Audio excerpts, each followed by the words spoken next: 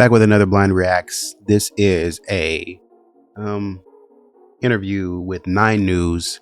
I don't know where they're I don't know where they're from, but apparently this is an interview after they did the Barbara Walters interview, and they're being asked in the Barbara Walters interview. That was a previous video. If you didn't see it, go check it out. But after the Barbara Walters video, during that, they were showing how the governor of Colorado, I believe, or whatever, was kind of calling and saying, "Hey, stop getting in the way of the investigation." And to Patsy and John, saying, "Stop getting in the way. Stop, being chaotic and being a nuisance, and let's figure this thing out together." And so this is kind of where this interview starts. I think I've seen about 2 minutes, so it seems like that's kind of where it starts. Mr. and Mrs. Ramsey, let's revisit what Governor Pt.1 said on national television this morning. He said that you were hiding behind your public relations people, your attorneys, and now you were hiding behind easy journalism. He specifically said, "Why haven't you talked with Peter Jennings and Tom Brokaw?" Your response, Mrs. Ramsey. As a woman, I am appalled that he said that. I consider Barbara Walters and Katie Couric to be one of the 2 most professional, experienced journalists in our country today. Yeah, that's a remarkable comment. We specifically decided to go with Barbara Walters and Katie Couric because they are tops in their field and they're tough. And we didn't want to be criticized for not being challenged. They were open-ended interviews, no time limit, no restrictions. They demanded and got from us the right to ask us any question on camera that they chose to ask. We're not hiding behind anyone. And let me say one more time. But yeah, though, this is after 3 or 4 years of you ducking and dodging already, though. So, this is after you've had a chance to get your story straight. This is after you've already, wrote a book to sort of parrot what the book says. And again, I'm trying to be as impartial. I'm trying to be as impartial as I can, but this is after you've written a book, you've dodged for 4 years and finally took a lie detector test. And the first one was inconclusive. And then the second one came back that, we didn't do it. But, these are after years at this point of sort of being nuisances to the investigation. I don't want to cooperate. How dare you think that it was me? How dare you think that it was my son? But at the same time, too, you need to start from the inside out. Well, we're trying, but you're stopping us. And we said this the last time the governor accused us of hiding behind our attorneys and PR firm. We have no PR firm. There were no attorneys present at the Barbara Walters interview or the Katie Couric interview. There are no attorneys present here today. And no restrictions. And no restrictions. Were you nervous about talking with either one of those newswomen? We respected them as journalists. We knew that they would be tough because the world expected them to be tough. We weren't nervous. There's no question that we could be asked that we're afraid to answer. The truth is easy. Truth doesn't change. It's not frightening. It's not anything. It's the truth, and that's all it is. What do you miss most about your daughter, Mrs. Ramsey? I miss her butterfly kisses. She used to come up and give me a little brush with her eyelashes on my cheek, and her little hugs and her spontaneity. She was a spark plug in our life. She kept the place rocking. It's a huge vacuum in our family, all of our family. It is said that no parent should ever lose their child. You have lost 2 children. How do you survive? You survive first because you have other children that need you to survive. It's not easy. That's the first thing that you realize, is that I can feel desperately sorry for myself, but I have other children that depend on me now more than ever. We still have 3 wonderful, precious children. We have a grandchild on the way, which we're thrilled about. And you keep going because you're their parent. You have to. And it doesn't mean that you keep going 100% all the time. There are days when I'm in bed crying my eyes out for the whole day. It's kind of an up and down situation. It's not easy, but we're here with a mission to find the kill of our daughter. So yes, we will sit here as long as you'd like to sit and ask us questions. And tomorrow I may be in my bed crying myself to sleep. But I'm going to do that until we find this person. And there will be people who watch this and say, as you say that, we want to find the killer. They'll say, well, you are the killer. Look, we're Dang. never going to convince cynics of Dang. the truth, so we don't try to. What we're trying to do is solicit help from the public to find this creature and to beg the Colorado officials to be at least objective and open enough to listen when that tip comes through. Then we'll find this. What are you talking about? What are you talking about? Who says that they're not listening to any tips? I don't understand these assumptions that are being made that the cops are just not listening to tips. And I'm not saying that the cops can't be dirty. I'm not saying that. All I'm saying is, at this point in this stage, after you've blocked so much, what are we talking about? What's going on with this hatred and obsession and fringe? I don't know. What we've learned through all this, we've come out of this realizing there are a lot of good people in the world. We've had wonderful people come forward and support us from all over the world. And even though you'd think that we would come out of this being hateful and want to go to a mountain retreat and fence ourselves off from the world, we realize there are some wonderful, good people in the world. But we also realized that there's some very fundamentally evil, bad people in the world. That's a fact. We were naive about that, but it exists. There are more good people than bad, but the bad exists. And we're never going to change that. And we're not trying to convince the bad people and the cynics and the hateful people that we loved our daughter and that we didn't care. We're trying to appeal to the good people and say, let's find this evil creature that's among us and put him away, because this person will kill a child. Do you want him to contact you? I would be desperate for a contact. At a minimum, please leave. You've done a crime that has captured world attention. Please tell somebody about it. Why? Because ultimately, we want to know who you are. What was that? What was that? What?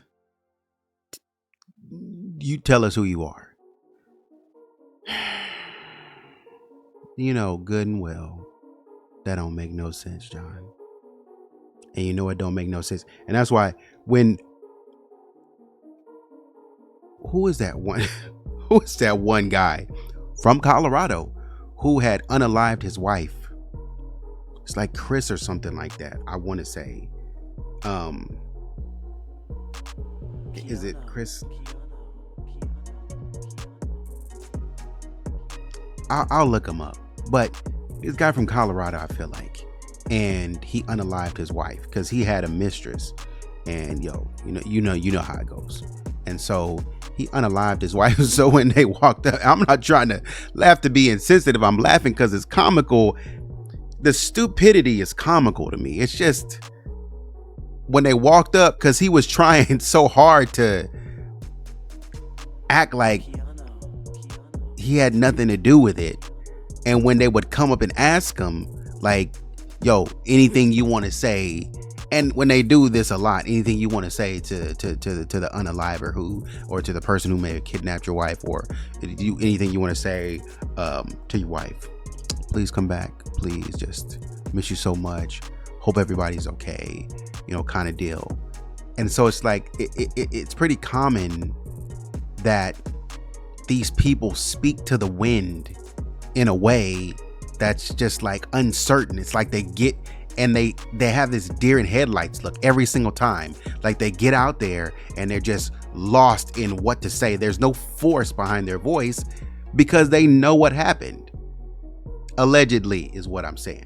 They know what happened. And so they're just kind of saying weirdly out loud, you better, like, illogically, who would do that and turn themselves in? It's been this long.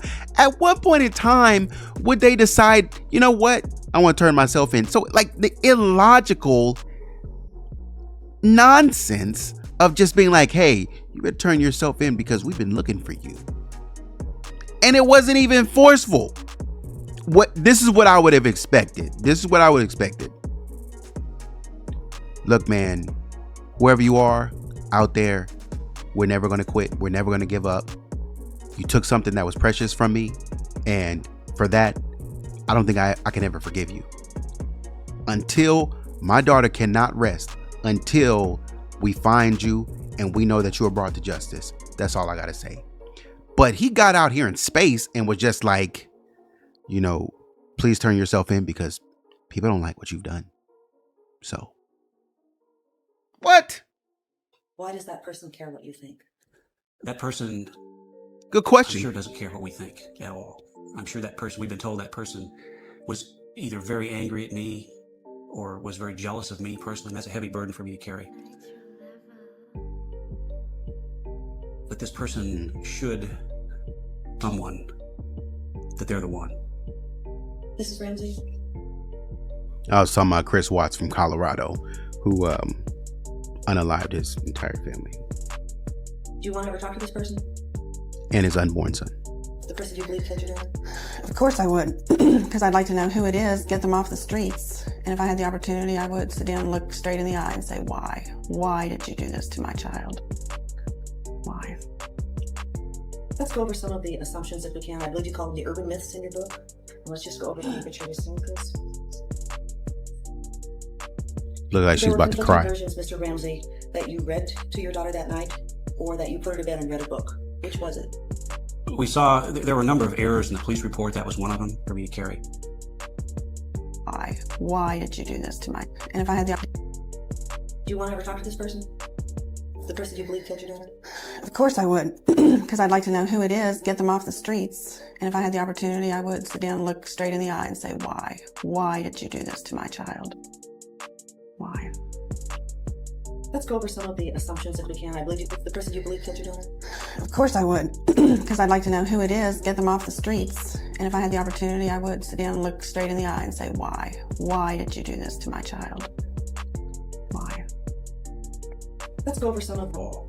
I'm sure that person, we've been told that person was either very angry at me or was very jealous of me personally. That's a heavy burden for me to carry. But this person should tell someone that they're the one. Mrs. Ramsey? Do you want to ever talk to this person? The person you believe killed your daughter? Of course I would, because I'd like to know who it is, get them off the streets. And if I had the opportunity, I would sit down and look straight in the eye and say, why? It's almost like she forgot the script. It's almost like she forgot the script. Of course I would. Of course I would. I would say that, and it's like I got to stick to the script because you caught me. It's almost like they caught her in the middle. When they said that, what would you say? You caught me in the middle of a reflection where when you sent me into one and then I had to recover. That's what that almost seems like. Why did you do this to my child? Why? Let's go over some of the assumptions if we can. I believe you call them the urban myths in your book. And let's just go over them and get your responses. There were conflicting versions, Mr. Ramsey, that you read to your daughter that night, or that you put her to bed and read a book. Which was it? We saw there were a number of errors in the police report. That was one of them. I carried John Bonet upstairs. She was asleep when we got home. I put her to bed. I got Burke to bed. I went upstairs and I read for a few minutes before I fell asleep. I didn't read to her because she was asleep. Okay. And Mrs. Ramsey, you were the one who last saw her. Yes. In your family. The pineapple. What about the pineapple? The autopsy revealed pineapple, yet neither of you recall pineapple. Well, I've not specifically read the autopsy report, but it is my understanding that they are not definitive about whether the substance in her digestive system was pineapple or not. All I'm saying is that I did not feed her pineapple when we returned home from the White's house. She was sound asleep. She was put in her bed and tucked in goodnight. And we don't know if that's significant or not. All we know is what we've told the police, and that is that either Patsy or I gave John Bonet pineapple when we got home that night. Had we been trying to hide something, it would be very easy for us to say, oh yeah, I remember I gave her pineapple before she went to bed. Next question. Feed her pineapple when we returned home from the White's house. She was sound asleep. She was put in her bed and tucked in goodnight. And we don't know if that's significant or not. All we know is what we've told the police, and that is that either Patsy or I gave John Bonet pineapple when we got home that night. Had we been trying to hide something, it would be very easy for us to say, oh yeah, I remember I gave her pineapple before she went to bed. Next question. But that's not what happened. Footprints outside the house. On that section, I just kind of feel a little sick to my stomach because that doesn't She was sound. something doesn't sit right with me on that part. Okay. And Mrs. Ramsey, you were the one who last saw her. Yes. And your family. The pineapple. What about the pineapple? The autopsy revealed pineapple, yet neither of you recall pineapple. Well, I've not specifically read the autopsy. And this is what I was saying about you've had 4 years, you've written a book. This is why you're not afraid to talk to anybody, because you've had 4 years to come up with cover stories for everything, You've been asked every single question in the book. So you've had 4 years to come up with objections for every single thing. And so they're not even letting the question get out of the journalist's mouth good before they're ready to respond, because they've already heard the question. So they're able to answer common objections. Wrote a book on it. And so the responses are coming fast. But I am confused as a parent. Why would you not? It just seems like there's a level of disinterest that's crazy. Why would you not read the autopsy report? That does not make sense. Report, but it is my understanding that they are not definitive about whether. If you want to understand, this would be an ongoing conversation with the cops. I read the autopsy report and this is what it says. You're not definitive, so on and so forth, blah, blah, blah. If I know good and dang well I did not give her no pineapple, what does it matter? That's what I'm saying. Like, it doesn't matter if it's definitive or not. And it's like, look, I don't know what that autopsy report says, but I know I ain't giving no pineapple. I don't even know where that came from. They said it could have been I say that because that's what I would have done. I say that because I would have read the autopsy report. What person has a child who is unalive and doesn't read every single detail? Man, I know people who who have cold cases of family members and they follow every single thing, every single paper, every single report. The case is cold. And they be every single year sending reports. So-and-so said this about this. I was in the Facebook group and they said this about this. They're on top of it. Hey, what are you doing on my daughter's case? What are you doing on my son's case? Haven't heard anything in a while. Calling. And the cops come back and say, this case was solved because of the family. Because the family never let me quit. They never let me forget. They always made sure that their daughter was number one. And we got people right here that are not even reading the autopsy report to understand what happened to their daughter. They just trying to go with whatever wind of doctrine that they can. Oh man, you know, the stun gun. Now that's a good theory, bruh.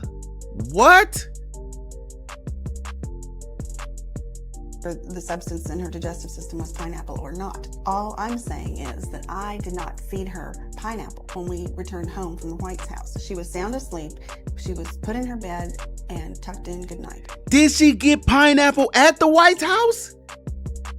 Because we see pineapple in this girl's stomach. Why would we just make that up? And we don't know if that's significant or not. All we know is what we've told the police, and that is that either Patsy or I gave John a pineapple when we got home that night.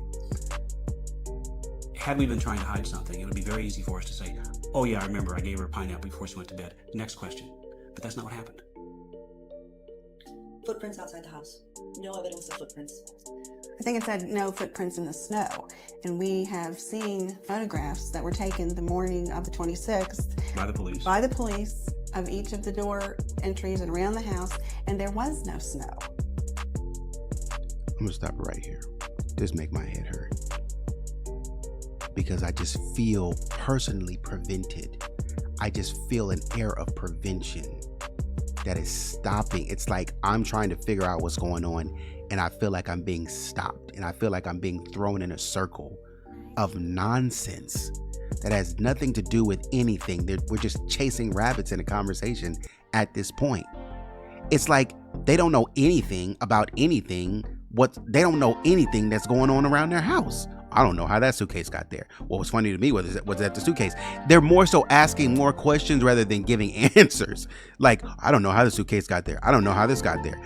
They told me that I don't know what was in the autopsy report. They told me that there were footsteps.